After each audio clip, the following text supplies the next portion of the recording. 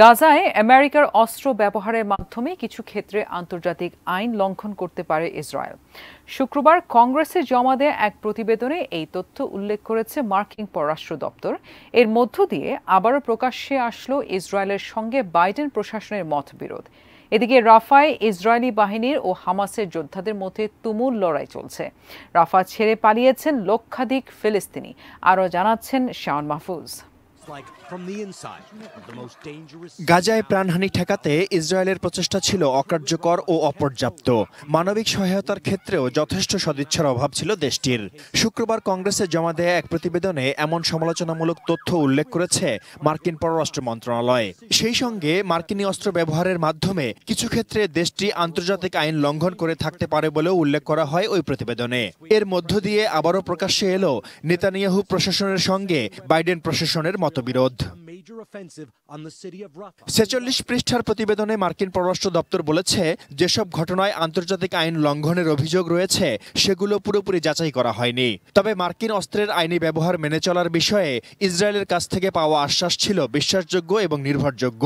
ফলে অস্ত্রের চালান অব্যাহত রাখা যেতে পারে বলে প্রতিবেদনে সুপারিশ করা হয়েছে। যুক্তরাষ্ট্রের এমন পর্যালোচনাকে নিন্দামূলক ও দ্বিমুখী আচরণ বলেই মনে করছেন বিশ্লেষকরা।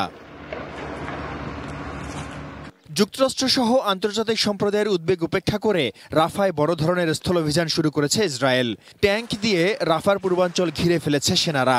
হামাস যোদ্ধাদের সঙ্গে চলছে তুমুল লড়াই। একাধিক ইসরায়েলি ট্যাঙ্কের ওপর হামলা চালিয়েছে হামাস যোদ্ধারা। প্রাণে বাঁচতে লক্ষাধিক মানুষ রাফা ছেড়ে গেছেন। রেড জোনে না পড়া সত্ত্বেও পশ্চিম রাফা থেকেও সরে যাচ্ছেন অনেকেই।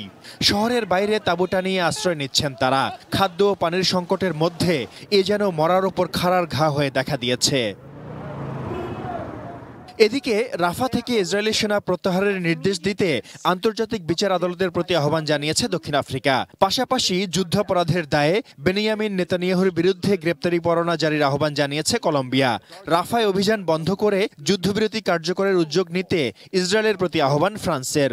জাতিসংঘের পূর্ণ সদস্যপদ পেতে সাধারণ পরিষদের সমর্থনকে স্বাগত জানিয়েছে অস্ট্রেলিয়া। অন্যদিকে গাজায় যুদ্ধ বন্ধ এবং ইসরায়েলকে সহযোগিতা স্থগিতের দাবিতে বিশ্বব্যাপী বিক্ষোভ অব্যাহত রয়েছে। এ তালিকায় নতুন করে যুক্ত হয়েছে যুক্তরাজ্যের অক্সফোর্ড ও কেমব্রিজ বিশ্ববিদ্যালয়ের শিক্ষার্থীরা। Shaon Mahfuz, desk report, ATN news.